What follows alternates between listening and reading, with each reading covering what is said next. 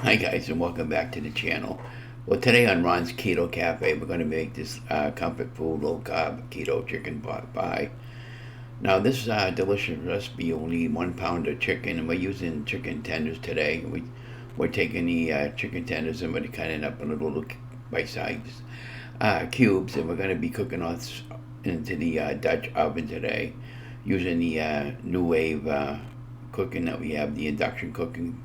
So what I'm doing right now is I'm just cubing it up with the nice new stainless steel knives that my wife bought me, and on a cutting board. And of course, I'm using some gloves to. I don't like to get all that chicken junk all over my hands, and trying to keep my videos a lot cleaner. Now, this particular recipe comes to you from CJ's Kitchen, and I'll have that link below the show more. So here's the new wave thing, and we're gonna use a little bit of avocado oil blended today. And I'm having a hard time right now finding that particular brand. I can find the California thing there, but it's uh, olive oil. So today we're using the Dutch oven. Got this going on the new wave, and you can see me over here setting the temperature. The new wave induction cooking I bought a while back ago for less than $100, and I'm setting the temperature over here for 350 degrees on high heat, and we'll get this thing going. And it doesn't take hardly any time at all for this to cook. And then I added a little bit of butter in the bottom of that, and then I just kind of like get the chicken going, and a bit of salt, a little bit of pepper to season my chicken, and get this cooking going really well on both sides. And until it was fully cooked, and this didn't take hardly any time at all. And I have some of the directions over the timeline there as far as the amounts go, but I was just trying to talk over the original video, and the background noise was terrible.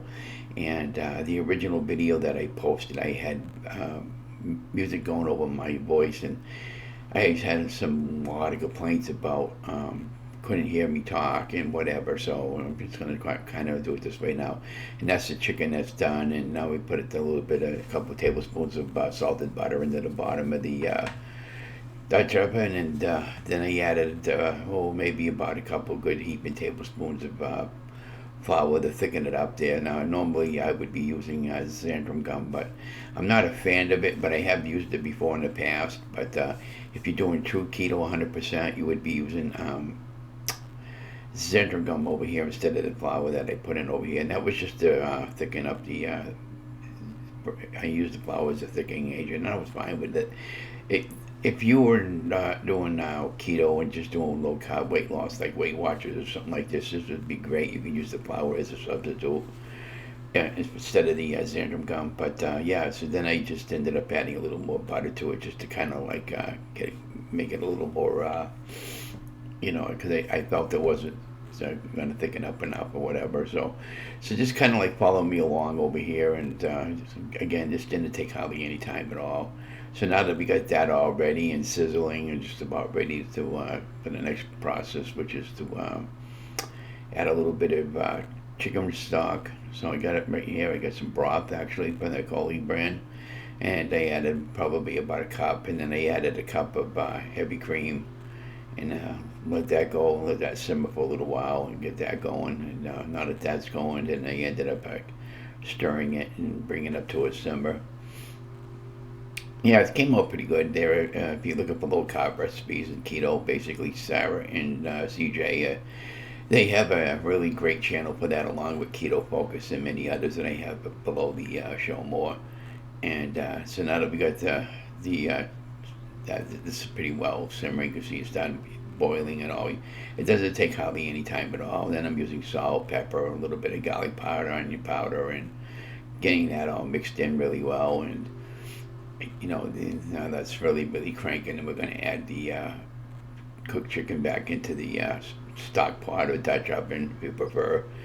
And now that we get that going and getting ready to add the vegetables, and I'm adding a combination vegetable of carrots and peas, and they were ended up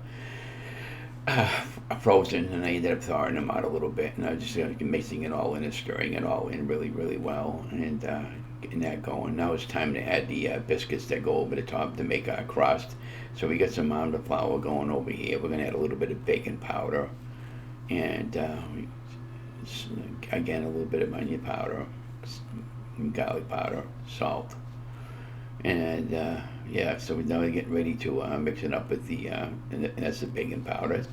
I believe that was about a half a teaspoon. But anyways, I'll have her link below. Show more where you can find this particular recipe. And on her YouTube channel, she does post all the ingredients amount.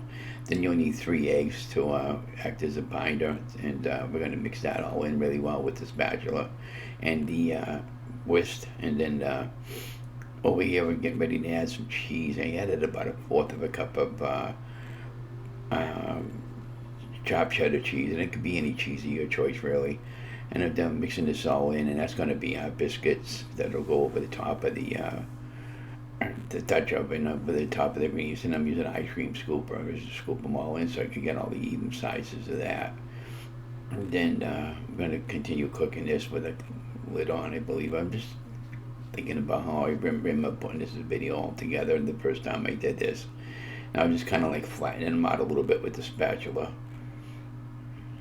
It's kind of like watch me over the video, and this came out really, really good. I gotta make this again there pretty soon, and then I'm adding some cheese over the top of it, just eyeballing everything.